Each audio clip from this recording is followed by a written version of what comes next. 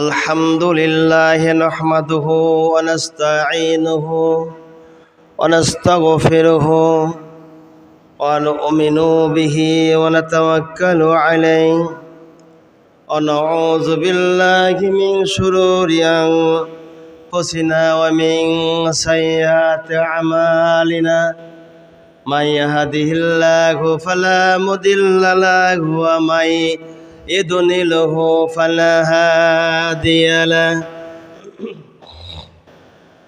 ونشهد أن لا إله إلا الله وحده لا شريك له ونشهد أن سيدنا وحبيبنا ومولانا محمدًا عبده ورسوله الذي أرسله بالحق بشيرا ونذيرا وداعيا إلى الله بإذنه وسراجا منيرا فقد قال الله تعالى في كلامه المجيد وفرقانه التوحيد أعوذ بالله من الشيطان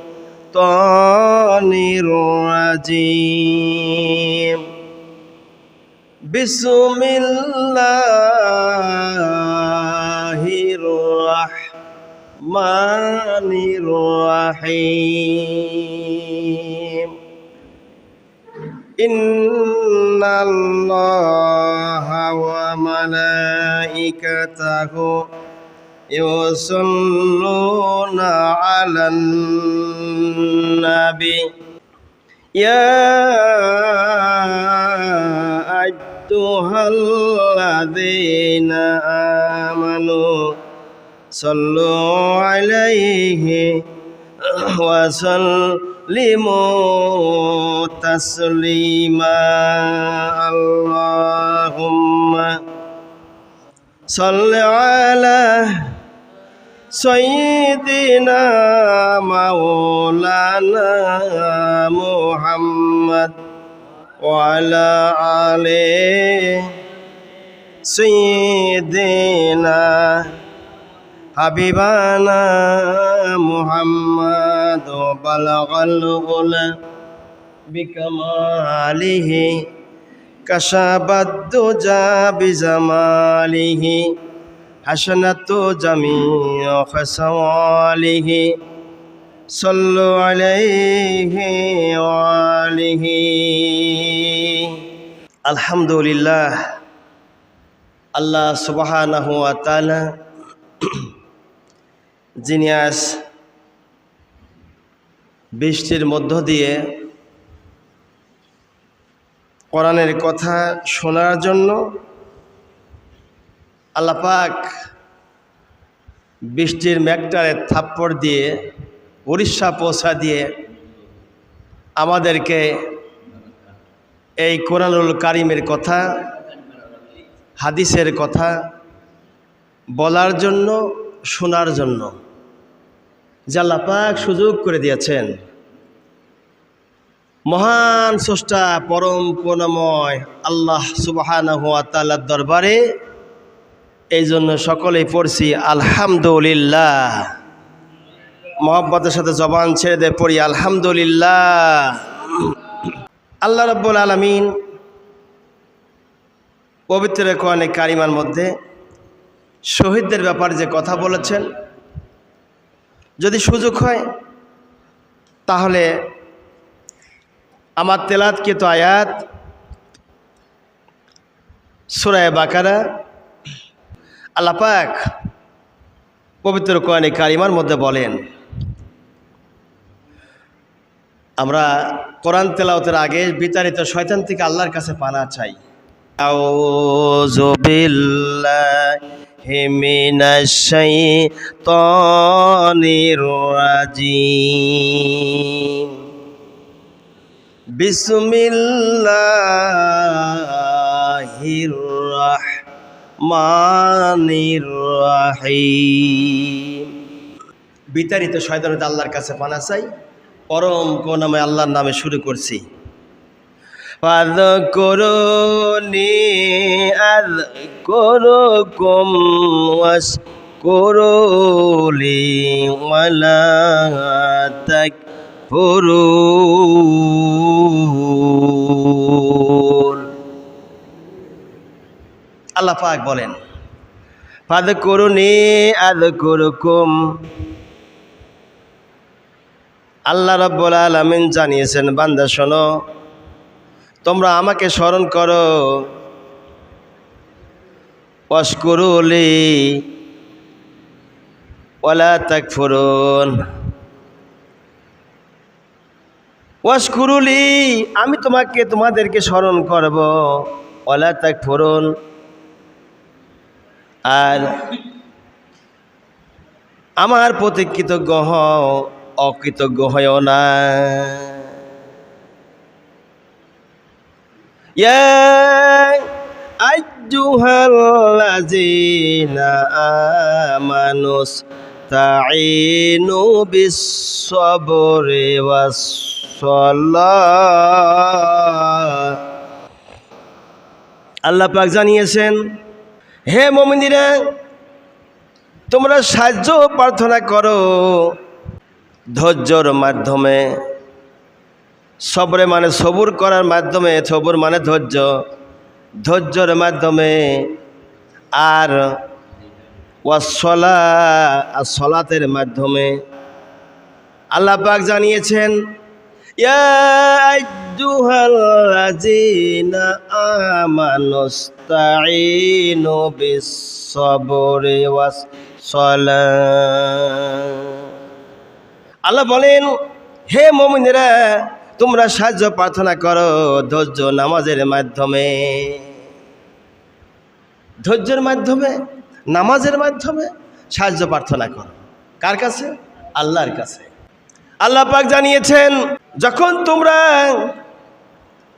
আমি আল্লাহ আমার কাছে যখন তোমরা সাহায্য প্রার্থনা করবা ধৈর্যের মাধ্যমে আর সলাতের মাধ্যমে, আমি আল্লাহ রব্বুল আলামিন তোমাদের কথা দিচ্ছি, ইন্নাল্লাহা মাস-সাবিরিন। নিশ্চয় আমি আল্লাহ ধৈর্যশীলদের সঙ্গে আমি আল্লাহ থাকি। আল্লাহ পাক বললেন, বান্দা যদি ধৈর্য ধারণ করে আর সলাতের মাধ্যমে আল্লাহ পাকের কাছে সাহায্য প্রার্থনা করে, সলাত আদায় করবে, ধৈর্য ধারণ করবে। এই যে 153 নম্বর আয়াতে আল্লাহ পাক জানিয়েছেন কি, যে বান্দারা ধৈর্য ধারণ করবে নামাজের মাধ্যমে, সাহায্য প্রার্থনা করবে আমার কাছে, সাহায্য চাবে, ধৈর্য ধরবে সলাতের মাধ্যমে আমি আল্লাহ আমার কাছে, তাহলে আমি আল্লাহ বান্দার সাথেই থেকে যাব। সুবহানাল্লাহি বিহামদি। এখন দেখুন তো, যত রকম বিপদ আছে, যত রকম বিপদ আছে, মুসিবত আছে, যত মুসিবত যত বিপদ আছে, এই মুসিবতের বিপদের কারণে ধৈর্য আমরা ধরতে পারি না, সবসময়ের জন্য আমরা চড়াও হয়ে যাই। তাহলে আমাদের সঙ্গে আল্লাহ কি করে থাকবে? এই জন্য আল্লাহ পাক জানিয়েছেন, ধৈর্য সহ্যের মাধ্যমে আমি আল্লাহ আমার সাহায্য প্রার্থনা করো। ধৈর্য ধারণ করতে যদি পারো, বিপদে আপদে মুসিবতে কঠিন দুর্দিন এসেছে, অনেক অনেক বিপদে এসেছে, বিপদের মধ্যে ধৈর্য ধারণ করতে পারো আর আমি আল্লাহ আমার কাছে সাহায্য চাও, আমি আল্লাহ আমি সাহায্য দেব ধৈর্য ধারণ করলে পরে। আর নামাজের মাধ্যমে আমি আল্লাহ আমার কাছ তোমরা প্রার্থনা জানাও, নিশ্চয় ধৈর্যশীলদের সঙ্গে আমি আল্লাহ থেকে যাই। সুবহানাল্লাহ। আল্লাহ কথা দিচ্ছেন, আমি ধৈর্য ধারণ সঙ্গে থাকি। তো তাই নয়, এই ধৈর্য ধারণ করার মধ্য দিয়ে যদি বান্দা দুনিয়া থেকে বিদায় হয়ে চলে যায়, আল্লাহ রাব্বুল আলামিন তাও জানিয়েছেন, ওয়ালা তাকুলু লিমান ইয়াকতালু ফি সাবিলিল্লাহি আমওয়াত বাল আহইয়াউ ওয়ালাকিন লা তাশউরুন। আল্লাহু আকবার। আল্লাহ পাক জানিয়েছেন, বান্দারে শোনো, ওয়ালা তাকুলু লিমান ইয়াকতালু ফি সাবিলিল্লাহি আমওয়াত। 154 নম্বর আয়াত আল্লাহ জানিয়েছেন, আল্লাহর পথে যারা নিহত হয় তোমরা তাদের মৃত বলো না, বরং তারা বাল আহয়াউ ওয়ালাকিন লা তাশউরুন। আল্লাহ জানিয়ে দিলেন, আমার রাস্তায় যারা নিহত হয় তোমরা তাদের মৃত বলো না, তারা জীবিত, কিন্তু তোমরা তো উপলব্ধি করতে পারো না। আজ বাংলাদেশে যে অবস্থা চলছে, কঠিন দুর্দিন চলতেছে বাংলাদেশে। 1971 সালে দেশ যখন স্বাধীন হয়, এই দেশ স্বাধীন হবার সময় হাজার হাজার মা বোনদের ইজ্জত নিয়ে ছিনিমিনি খেলেছিল বাতিলেরা। অনেক মা বোন নয়, লক্ষ লক্ষ মা বোন নয়, যত মা বোন শহীদ হয়েছে আর নিজের জীবন দিয়েছে, ইজ্জত দিয়েছিল, এর হিসাব আল্লাহ রাব্বুল আলামিন জানেন। আনুমানিক যেগুলো বলা হয়েছে তা আনুমানিক কথা। আজকে 20 কোটি পড়ায় মানুষ, এর এই মধ্যে দিয়ে 1971 সালকে ডেঙায় গেছে। সরকারি সংসদ ভবন থেকে শুরু করে গণভবন, বড় বড় বাড়ি, বিল্ডিং, থানা ঘেরোয়া করে আগুন জ্বালিয়ে সেগুলি পুড়ায় দেওয়া হয়েছে। একবারও চিন্তা করল না দুর্বৃত্তরা, যে সকল দুর্বৃত্তরা পুড়ায় দিল বাড়ি ঘর আর সেই কলকারখানা, এগুলো একবারও চিন্তা করলো না আমার দেশের সম্পদ আমি পোড়াই কেন, এই সম্পদ করতে তো আবার টাকা লাগবে। ইসলাম এই কোরআন এই শিক্ষিত দেয় না যেন জ্বালা পোড়া ভাঙচুর করে, শিক্ষিত কোরআন দেয় না। কোরআন হলো শান্তির ধর্ম, শান্তি নিয়ে থাকে। সেই জন্য আমার কাছে আজকে বাংলাদেশ সেনাবাহিনীর পক্ষ থেকে লিফলেট একটা দিয়েছে এই কথার উপর আলোচনা রাখার জন্য, যেন ভাঙচুর, লুট, দারাজ, খুন খারাপি যেন না হয়। যদি কোনো এলাকা অপরিচিত লোক আসে খুন খারাপি রাহাজানি করার জন্য, ওদের স্পাইকিং করে প্রয়োজন হলে পরে বলতে হবে, ওদেরকে ধরে দিতে হবে, ওদেরকে পানিশমেন্ট দিতে হবে। প্রয়োজনে বেঁধে রেখে আর্মিকে খবর দিলে পরে, সেনাবাহিনী খবর দিলে পরে সেনাবাহিনী মহত্বের মধ্যে চলে আসবে। সেই জন্য কোনো গ্রামে, মহল্লায়, থানা বা কোনো সংসদ ভবনে কোনো জায়গাতেই যেন ঠাঁই না পায় সন্ত্রাসীরা। সন্ত্রাসীদের রাজত্ব কিন্তু এটা নয়, এটা হলো মুসলমানদের রাজা, মুসলমানদের এই রাষ্ট্র, মুসলমানদের রাষ্ট্র। মুসলমানদের রাষ্ট্রে এই খুন খারাপি, ধর্ষণ, ব্যভিচার করতে দেওয়া হবে না। যারা এই বিগত দিনে এগুলো করেছে তারাই বিপদগ্রস্তের মধ্যে পড়েছে। এগুলি করে করে কেউ কেউ মুসলমানের মধ্যে মানে গন্ডগোল লাগা দেওয়ার চেষ্টা করতেছে। আবার কেউ কেউ চিন্তা করছে না এইগুলি করলে অমুক দল না তমুক দলের যাতে দোষ হয় আর মানুষ যাতে বিচ্ছিন্ন হয় তাদের এই দল থেকে। না, এটা করে কোনো লাভ হবে না।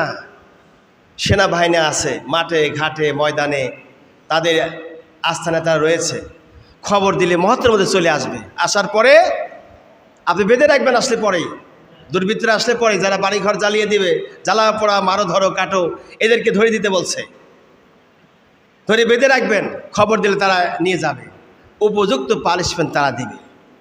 সেনাবাহিনী তো সহজে নামে না, সর্বশেষ চিকিৎসা হলো সেনাবাহিনী। এই সেনাবাহিনী আমার কাছে লিফলেটটা দিয়েছেন বলার জন্য। সুতরাং সাবধান হয়ে যায় আমরা, যারা এগুলো করি সতর্ক হয়ে সাবধান হয়ে, যেন জ্বালা পোড়া, মারো, ধরো, কাটো, খুন খারাপি করো, এগুলো যেন না করি। করা হয় আইনত দণ্ডনীয় অপরাধ শুধু নয়, ওর 14 গোষ্ঠীকে লাল দানের ভাত খাওয়া দেওয়া হবে না। যাক, আলোচনা এটা নয়। আমরা বুঝতে পারলাম বর্তমান সরকার নাই, থানাতে কোনো পুলিশ বিডিআর নাই, এই জন্য এত সুযোগ পাইলেও চলবে না। শপথ নিয়েছে ডক্টর ইউনূস সাহেব, নেওয়ার পরে কিন্তু যে বক্তব্য দিয়েছে আপনারা সবাই শুনেছেন কম বেশি। অতএব টালতে পাল্টে করলে কিন্তু বাইরে ধরে শেষ করে ফেলবে, উল্টে পাল্টা কাজ করা যাবে না। যাই হোক, আমরা মুসলমান, আমাদের কোরআন নিয়ে আনন্দ। আমরা চাই বাংলার জমিনে আল্লাহর দিন বিজয় হোক, কোরআনের শাসন ব্যবস্থা চালু হোক। কোনো নাস্তিক, কোনো বেদিন, কোনো মুনাফিক, কোনো সুদখোর ঘুষখোর দেশের জমিনে রাজত্ব করুক, তা আমরা চাই না। চাই নাকি? আমরা চাই ভালো মানুষ, সৎ মানুষ, সৎ মানুষের দ্বারা যাতে দেশটা শান্তিতে চলে। গরিব মিসকিন এতিমেরা রাস্তা পথে রাত দিন দিয়ে চলাফেরা করবে, ঘরের দরজা খুলে ঘুমাবে, তাদের কষ্ট না হয়, এই দিকে সুনজর রেখে আমরা আল্লাহর কাছে সাহায্য চাই। আল্লাহ, বাংলার জমিনে শুধু নয়, সারা পৃথিবীতে তোমার কোরআনের এই আইন চলুক, কোরআনের যে ব্যবস্থা চলুক। চললে আল্লাহ পাক রহম করবে, দয়া করবে, করম করবে, মুসিবত আসান করবে, বালা মুসিবত দূর করে দিবে, বিপদ থেকে উদ্ধার করবে, জানে ভালো বরকত দিবে, নেক হাত দাওয়াজ করবেন, ইমান আমল মজবুত করবেন। আর ইমানের সঙ্গে এই কোরআন অনুযায়ী চলি, আল্লাহ কবরের মধ্যে নিয়ে যায় জান্নাতুল ফেরদাউস নসিব করে দিবে।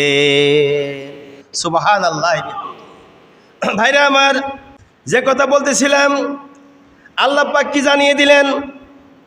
আল্লাহ পাক বলেন, ওয়ালা তাকুলু লিমান ইয়াকতালু ফি সাবিলিল্লাহি আমওয়াত বাল আহয়াউ ওয়ালাকিন লা তাশউরুন। আল্লাহ পাক জানিয়েছেন, বান্দারে শোনো, আমার রাস্তায় যারা জীবন দেয়, শহীদ হয়, তাদেরকে তোমরা মৃত্যু বলো না, তারা জিন্দা জীবিত। আমি আল্লাহ রাব্বুল আলামিন এই জিন্দা জীবিতদেরকে আমি আল্লাহ আমার পক্ষ থেকে রিজিক দিই, এদেরকে খাওয়াই আমি আল্লাহ, কিন্তু তোমরা উপলব্ধি করতে পারো না। আফগানিস্তানে যুদ্ধ হলে একবার, আফগানে যখন যুদ্ধ হয়,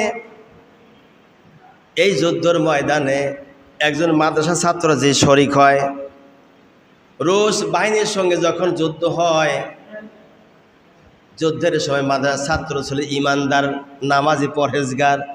আজকাল তো মাদ্রাসার অনেক সালপাস নামাজি পড়ে না, কি মাদ্রাসার অনেক ছেলেরা আছে, মেয়েরা আছে, নামাজি পড়ে না। ওরা নাম করে মাদ্রাসার ছাত্র, আমি নামাজ পড়ে না, অথচ কিসের মাদ্রাসা? নামাজের যত গুরুত্ব, গত রাত্রে হাদিসে দেখলাম, নামাজ যে ব্যক্তি ইচ্ছা করে ছেড়ে দেয়, ও হলো কাফের শরীয়তের ভাষায়। সুতরাং এইখানে আফগানিস্তানে যুদ্ধের সময় রুশ বাহিনীর সঙ্গে লড়াই হলো। রুশ বাহিনী উড়োজাহাজ থেকে উপরে বিমান থেকে মারল বোমা, উপর থেকে আঘাত আনতেছে। একটা আঘাত এসে যখন লাগে গেল মাদ্রাসার ছাত্রর গায়ে, যখন লাগলো, লাগার পরে যখন জমিনের উপরে সে ঢলে পড়ল, রুশ বাহিনীর হাতে সে নিহত হলো। নিহত হয়ে দুনিয়ার দিকে বিদায় হয়ে যখন চলে যায়, আরে এই যুবক ছেলেটির নাম ছিল আব্দুল জলিল।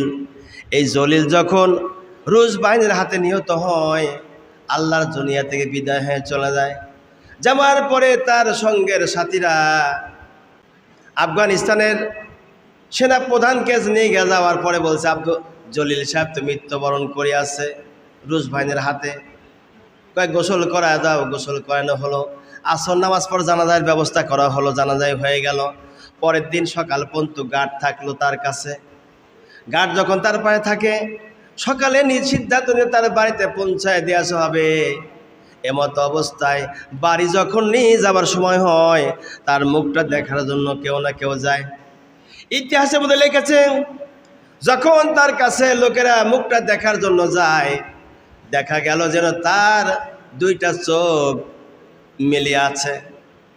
এ দুনিয়াতে তাকায় দেখছে, আর মুস্কি মুস্কি হাসি তার চেহারার মধ্যে ফুটে উঠেছে। এই হাসি দেখে প্রধান সেনাপতির কাছে বলা হলো, সেনাপতি, আব্দুল জলিল তো মারা যায়নি। কয় কি বলো? কয় হ্যাঁ, আমরা তাকা দেখলাম, উনি হাসতেছে, চোখ দিয়ে তাকায় রয়েছে, আমাদের তাকায় দেখতেছে উনি হাসতেছে। তারপরে এই দুইটা দৃশ্য স্বচোখে দেখেছি আমরা। সেনাপ্রধান বলে, না না না, ভুল তোমাদের ধারণা, গতকালকে সে শহীদ হয়ে গেছে। তোমরা জানো না, আল্লাহ রাব্বুল আলামিনের কিছু মাহবুব বান্দা আছে, ওই মাহবুব বান্দাদের কেরামতি মৃত্যুর পরেও ঘটে যায়। সুবহানাল্লাহ। মৃত্যুর পরেও কেরামতি ঘটে, তার এটা কেরামতি, সে শহীদ হয়ে গেছে। সুতরাং এই জন্য আল্লাহ রাব্বুল আলামিন জানিয়েছেন, ওয়ালা তাকুলু লিমান ইয়াকতালু ফি সাবিলিল্লাহি আমওয়াত, আমার রাস্তায় যারা নিহত হয় তোমরা তাদেরকে মৃত বলো না, তারা জীবিত। কিন্তু তোমরা বুঝতে এটা পারো না। বাল আহয়াউ ওয়ালাকিন লা তাশউরুন, উপলব্ধি করতে পারো না, জানতে পারো না। আমি আল্লাহ রাব্বুল আলামিনের রাস্তায় যারা জীবন দেয়, শহীদ হয়, তারা হলো মৃত না, তারা জিন্দা। তাদের রিজিকের ব্যবস্থা আমার কুদরতি হাত দিয়ে আমি আল্লাহ রাব্বুল আলামিন করে দিই। সুবহানাল্লাহ। এই মর্মে ঐতিহাসিক নবীর প্রেম, নবীর ভালোবাসা। আমার দেশের এক শ্রেণী মানুষ আছে, আশিকে রাসূল বলে দাবি করে, আর ইয়া নবী সালাম আলাইকা করে মিলাদ পড়ে। মিলাদের ভিতরে এমন এমন শের পড়ে, যেই শেরগুলি অনেক সময় দেখা যায় কোরআন হাদিসের দৃষ্টিতে হারাম। এরকম শের পড়ে, শের পড়ে দাঁড়িয়ে দাঁড়িয়ে কিয়াম করে। আর কি তার ভাবমূর্তি, মনে হয় যেন কী বা পূজা রাজা একসাথে হয়েছে। আমার ভাইরা, এরকম কিছু লোক আছে মিলাদ কিয়াম দ্রুতভাবে ফরজের চাইতে ফরজ মনে করে। আমি এক জায়গায় গেলাম, এক দাওয়াতে, পাবনাতে। দাওয়াতে যাওয়ার পরে সেখানে গিয়ে নাটোর থেকে গেছি সব, তখন আমি এই দয়রামপুর ক্যান্টনমেন্টের পাশে থাকি। আমি সেখানে গেলাম দাওয়াতে, যাওয়ার পরে সেখানকার প্রধান মেহমান ছিলাম আমি আলোচনা করলাম। আলোচনা করার পরে আমি ঘোষণা করে দিলাম মাইকে যে আপনারা সূরা ফাতিহা, ইখলাস, দুরূদ শরীফ পাঠ করুন বিসমিল্লাহ সহকারে। মায়েতের জন্য দোয়া করা হবে। অর্থাৎ 40 সম্ভবত শত শত মানুষ নয়, হাজার হাজার মানুষকে দাওয়াত করেছে। আমি সে দাওয়াতে শরীক হওয়ার পরে দোয়ার একদিন যখন আমি ফাতিহা শরীফ, ইখলাস শরীফ, দুরূদ শরীফ, ইস্তেগফার শরীফ পড়ার জন্য আমি বললাম, কোথায় থেকে এক চাটকা মৌলবি আসলো। আসার পরে বলছে দাঁড়ায় কি কিয়াম করা হয়েছে। লোকেরা বলে না, দাঁড়ায় কিয়াম করি নাই উনি। আমাদের দেশের আওয়াজ আছে দাঁড়ায় কিয়াম করতে হয়, দাঁড়া হলো। এখন বলুন তো দেখি, ওই ভরা বোঝে যদি আমি প্রতিবাদ করি তাহলে গন্ডগোল লাগবে কি লাগবে না? লাগবে কি লাগবে না? গন্ডগোল লাগবে। আজকাল তাহলে বোঝা গেল লোকেরা কোরআনের চাইতে কিয়ামটা বড় মনে করেছে, নামাজের চাইতে বড় মনে করেছে, অথচ সে আলেম আবার ওয়াজ করে বেড়ায়। এই বেদাতি আলেমদের ওয়াজ শোনা যাবে না, এদের সংস্পর্শ যাওয়া যাবে না। এরা হলো বেদাত মার্কা আলেম, ওদের সব কথাই মানা যাবে না, কিছু কিছু মানা যাবে। যে এই কথাগুলোর সাথে হক্কানি আলেম ওলামা পীর মাশায়েখদের, হক্কানি পীর মাশায়েখ, হক্কানি আলেম ওলামার সাথে মিল আছে, ওইগুলো ছাড়া অন্য কিছুই মানা যাবে না। সুতরাং আজ আমার দেশের মানুষ আমরা ভুল পথে রয়েছি।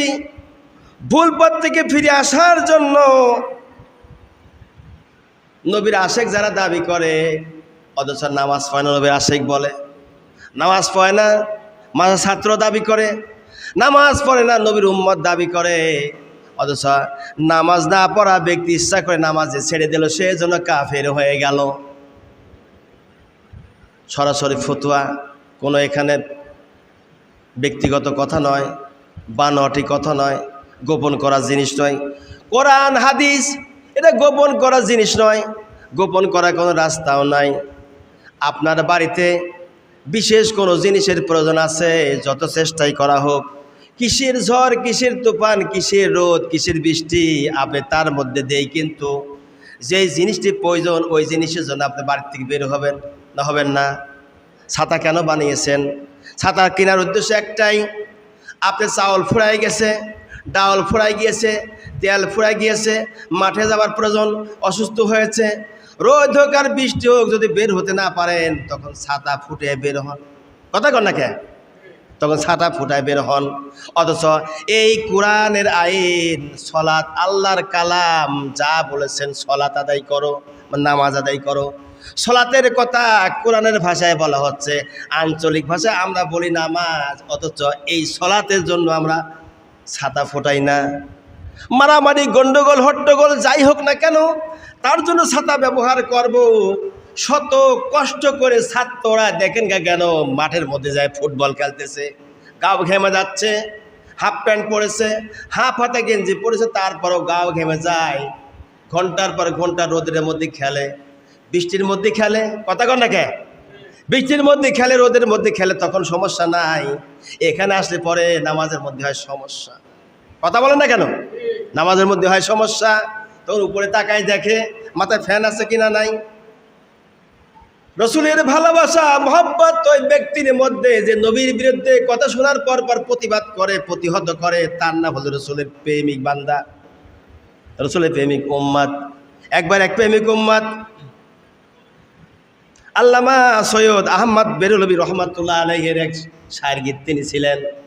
এই শায়রগীত যখন তিনি বালাকোটের যুদ্ধের ঘটনা, সৈয়দ আহমদ বেরলভী রহমাতুল্লাহ আলাইহি বিশেষ একটা খলিফা ছিলেন সৈয়দ ইসমাইল শহীদ রহমাতুল্লাহ আলাইহি। এই ইসমাইল শহীদ রহমাতুল্লাহ আলাইহি যখন বালাকোটের এই যুদ্ধের মধ্যে এক ব্যক্তি বলতেছে, রাসূলকে গালিগালাজ করতেছে, নবীজিকে গালিগালাজ যখন করে, তখন হযরতে সৈয়দ ইসমাইল শহীদ রহমাতুল্লাহ আলাইহি সহ্য করতে পারলেন না, বলে ফেললেন, আল্লাহর কসম করে বলছি, এই যে আমার কাছে খঞ্জর দেখতে পাচ্ছ, তোমাকে না মারা পর্যন্ত আমি মাটির কবরে যাব না। বলেন না সুবহানাল্লাহ?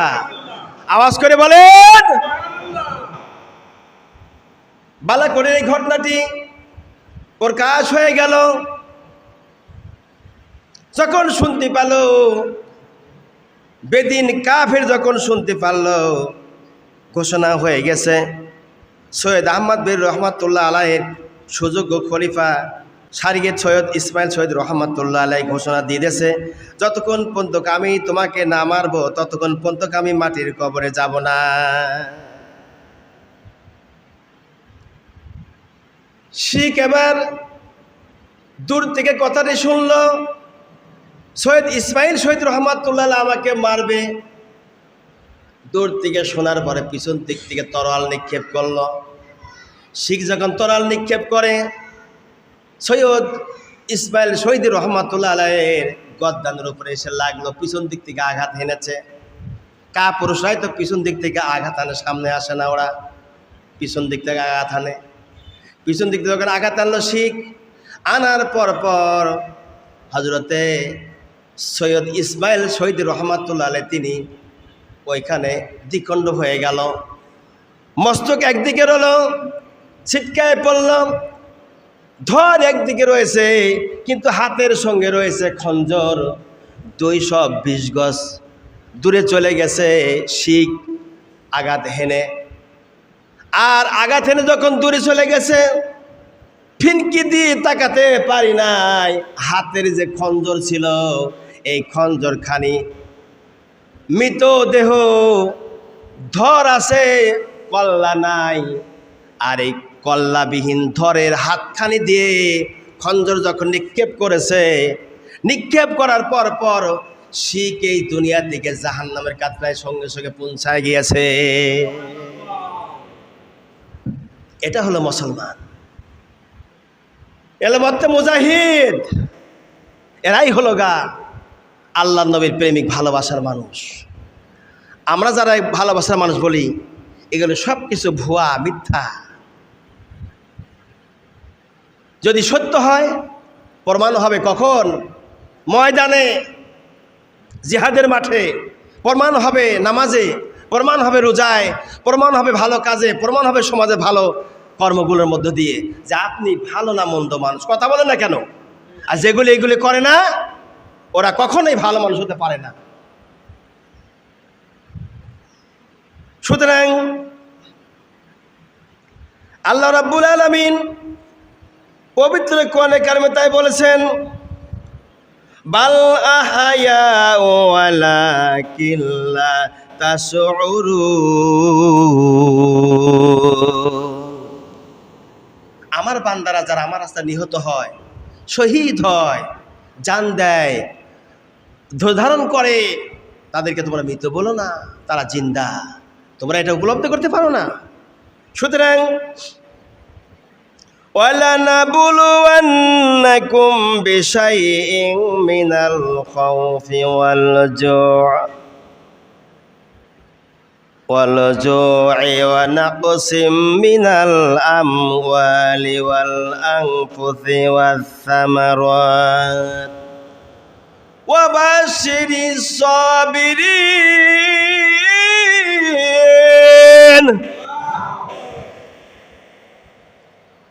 আল্লাহ রাব্বুল আলামিন জানিয়েছেন, ওয়ালানাবলুওয়ান্নাকুম বিশাইইন মিনাল খাউফ, আমি অবশ্যই তোমাদেরকে পরীক্ষা করব।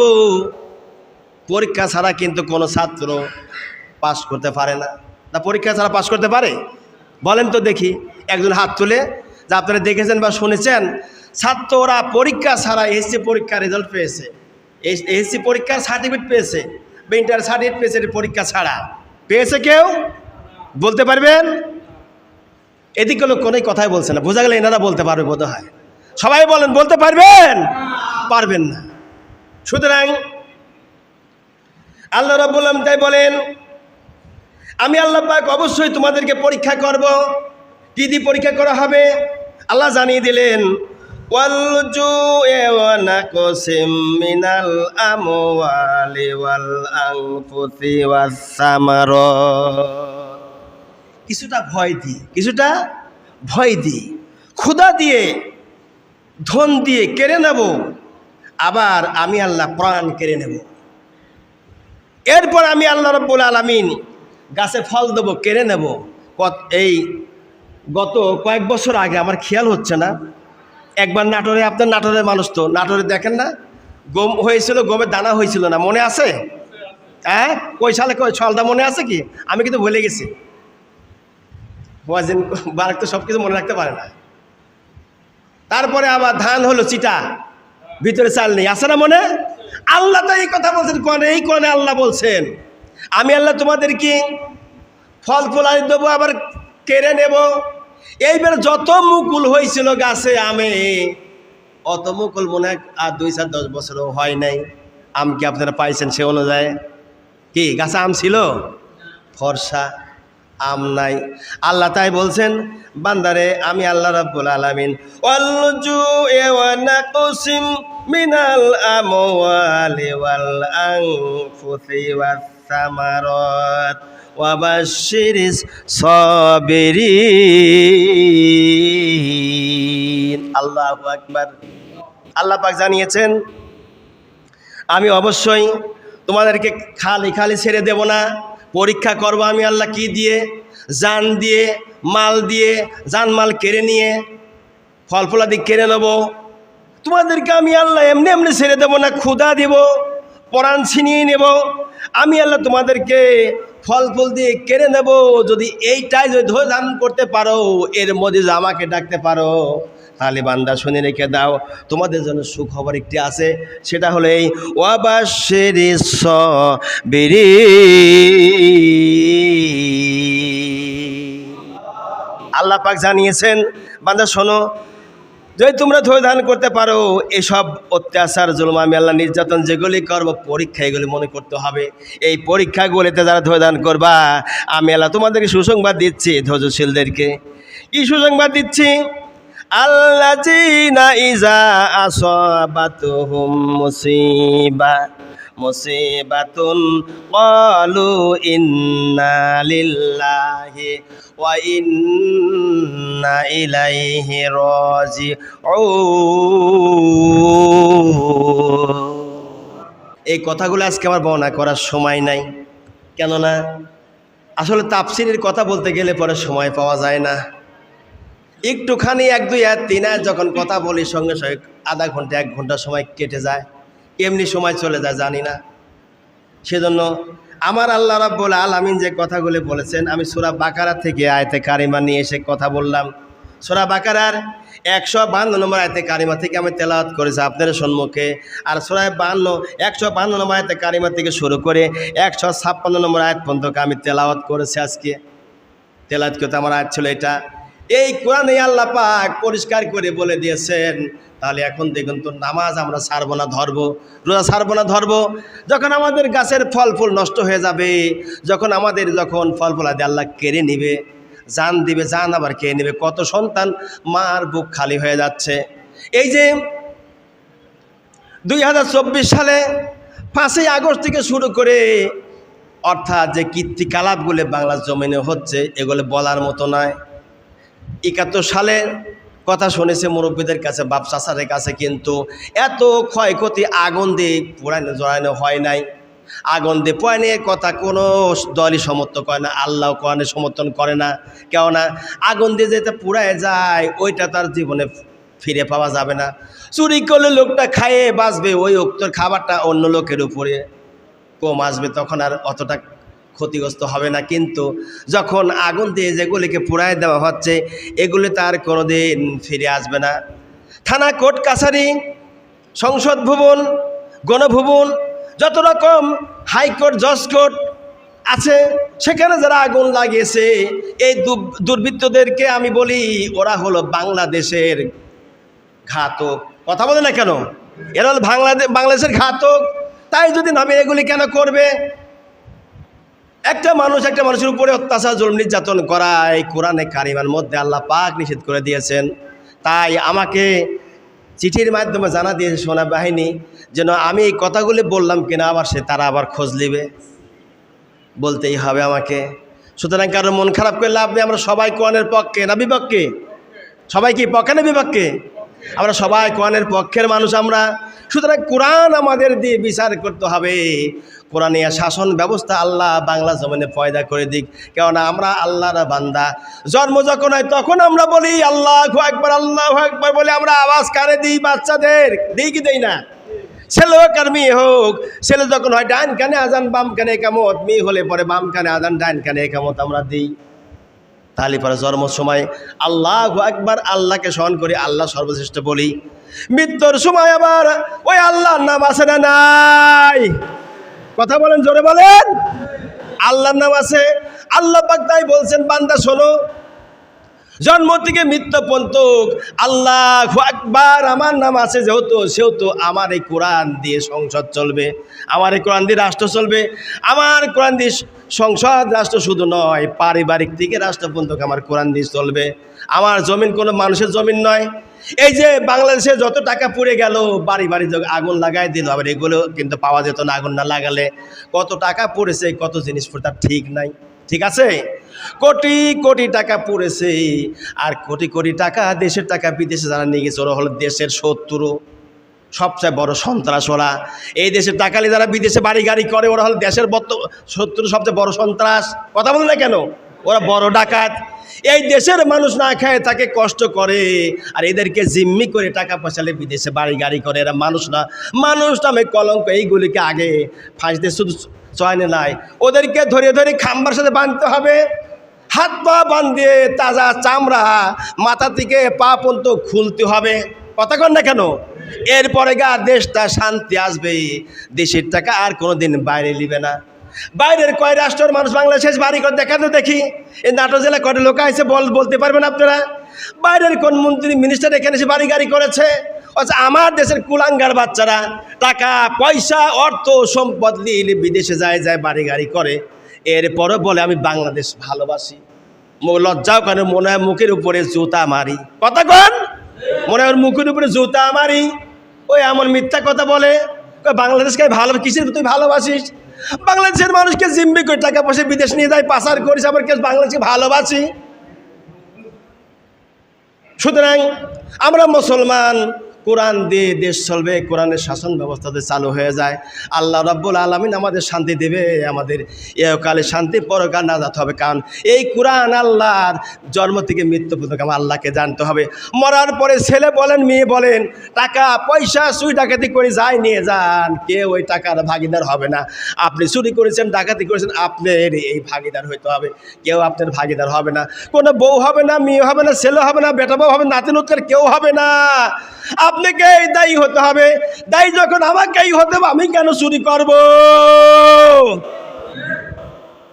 এই চুরি করিয়ে চোরের কাতারে কিয়ামতের দিন এক দুইজন লোক নয়, লক্ষ লক্ষ নয়, কোটি কোটি মানুষের সামনে উঁচু জায়গা চোরদের স্থান হবে। ওই দূর থেকে বলবে, এই ওটা কারা? নাটোরের ওই গ্রামের মানুষ আমাকে ছিল অমুক, ওই দিন দেখতে চুরি করেছিল, কি চুরি করেছিল রে? ওই দিনকে হাসবে লোকেরা দেখে দেখে। লজ্জার বিষয়, একজন দুইজন দেখবে না, লক্ষ লক্ষ নয়, কোটি কোটি মানুষ টাকা দেখে দেখে থুতু ফেলবে। সুতরাং ভালো হয়ে যান, সাবধান হয়ে যান। চুরি ডাকাতি খুন খারাপি রাহাজানি বদমাইশি জেনা ব্যবসা ধর্ষণ জবরিয়াল ঠেলে খাদে ফেলতে মাল পাচার করা, যত রকম গুনাহ আছে সব গুনাহ ছেড়ে দিয়ে আল্লাহর কোরআন যদি আঁকড়িয়ে ধরতে পারি, ওয়াতাসিমু বিহাবলিল্লাহি জামিয়া ওয়ালা তাফারাকু, এই কোরআন যদি আঁকড়িয়ে ধরে আমল করে আমরা যদি ঐক্যবদ্ধ থাকতে পারি, বিচ্ছিন্ন না হয়ে যায়, আল্লাহ বলেন তাদের উপরে আমি আল্লাহর রহমত দিয়ে কলিজাগুলি ঠান্ডা করে দেব। আল্লাহ যেন কবুল করে বলি আমিন।